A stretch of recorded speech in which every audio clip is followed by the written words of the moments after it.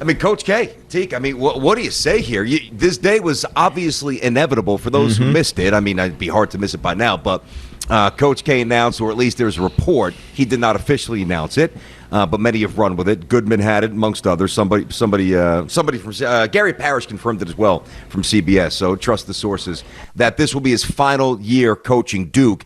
This is a gentleman who, forget about the 5 national championships or the 12 Final Fours or, the 7 ACC Coach of the Year award. I mean, the awards, look them up. They're off the charts. But when he came in as head coach in 1980, 1981, I looked it up, right? You look at it, guess what some of the movies were? I mean, this will just tell you all you need to know, because this will paint an image of 40 years, basically.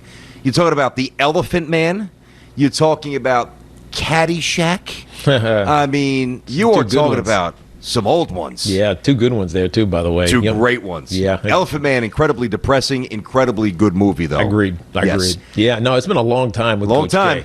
But, I mean, he's 74 years old. You knew that this day was coming sooner rather than later. In fact, we talked about this at the end of maybe 2 seasons ago. I think it was the Zion season, where you ask, like, how much longer or how much energy does he have to continue doing what the college game is evolving into, which is this intense recruiting because of the one-and-done nature of the game. And he resisted it for a really long time, keeping kids till at least their junior years. And all of a sudden, it just flipped for him. Well, obviously, he had one-and-dones year over year over year, and it becomes a much tougher grind on a head coach when you're teaching from scratch every single season for the majority of your squad. So it almost felt like, all right, he's aging out of this a little bit. 1, because he's 74, but 2, because the way he used to do things and the way he was able to craft sustained excellence it was gone. It just wasn't there anymore.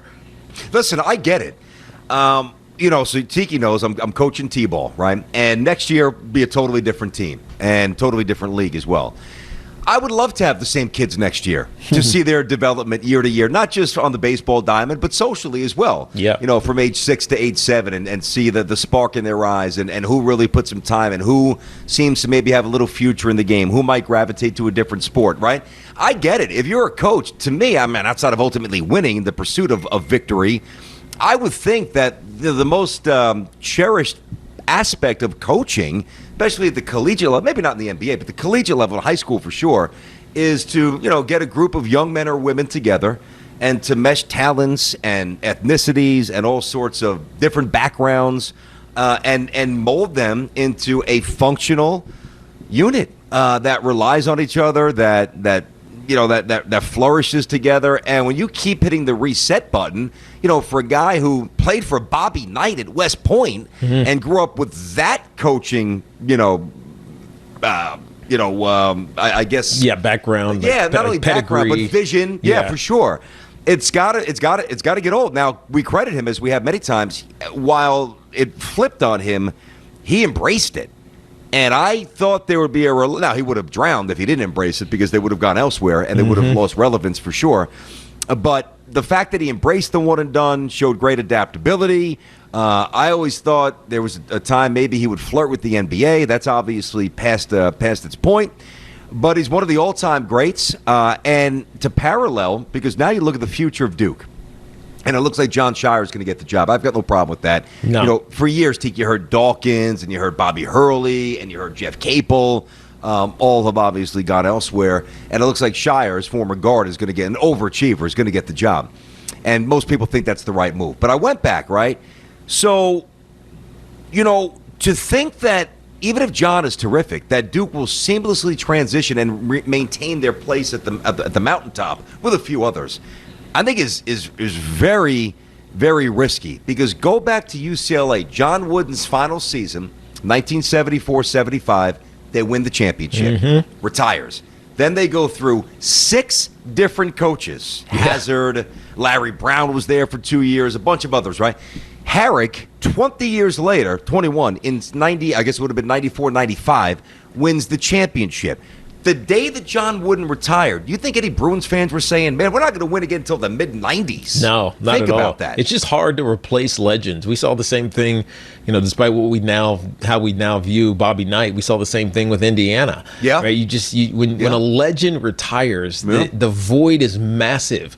Obviously because of his coaching acumen, his leadership, his ability to craft, the best out of young men, but it's also there's like a significant recruiting point against you for every other team that's looking for those 4-stars, 5-star players. They have great ammunition against Duke going forward. Like, probably not this year, but next year they'll have huge ammunition. Yep. Like it's going to be, will be used. Yeah, Shire, who you're talking about, John Shire, who was their top recruiter at Duke, and it's why it makes sense. And BT's right; he's an overachiever. He's going to be a grinder. He's going to be great for what Duke is all about. But how is he going out on the road after the 2021-2022 season and saying, come here, be a part of this, when everybody else is going to be telling them, oh, dude, that program's going down the drain. You know what I mean? Coach K is gone. You want to go to this place where Coach K is leaving? It's going to be a void.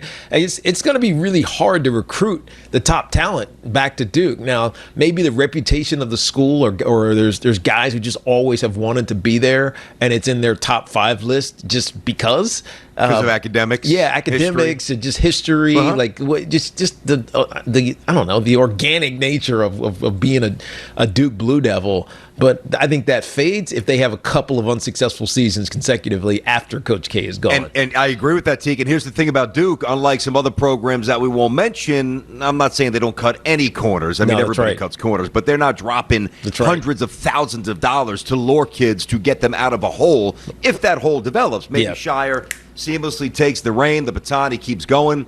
Listen, you mentioned Indiana.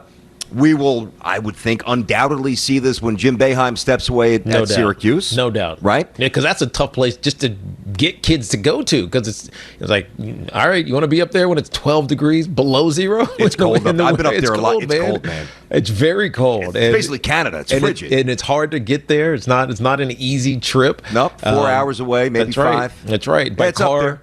And so the reason you would go is because you knew you were playing for one of the great head coaches in the history of college basketball. Correct. Once he steps away, it's going to be hard to fill that void as well. We also saw this to a lesser extent, and they were able to eventually regenerate, and that's when they lost to Steph Curry in the I guess that was the Sweet 16, whatever it was when Georgetown lost to Steph, when John Thompson, the elder John Thompson, before his son, after John it was Craig Esherick.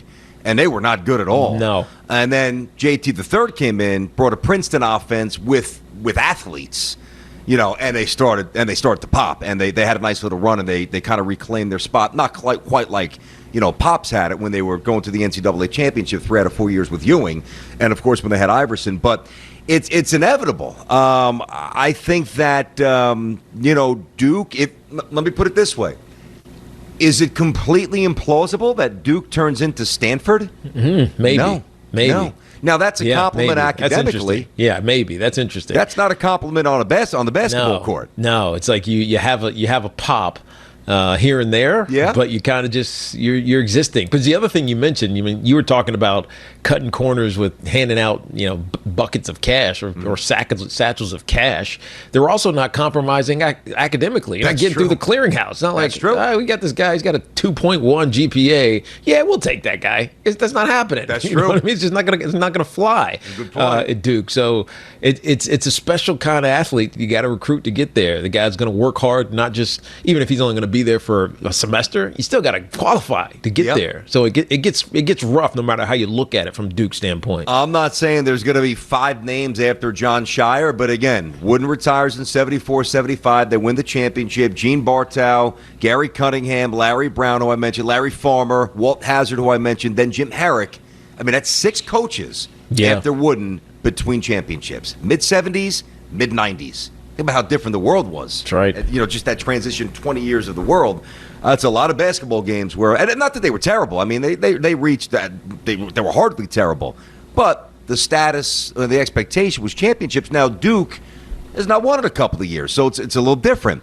But in a lot of ways, don't you think it makes it tougher? Like if Coach K wins this year and then bounces, which he's going to, Do you think that makes it harder on Shire or easier if they actually win? I think it actually makes him easier if they win, because now all of a sudden it feels like, because if he's going to be the guy who they name in waiting, he's likely to take some more of a forward role. Yeah, you know what I mean. And so if he wins, he can say part of this was me.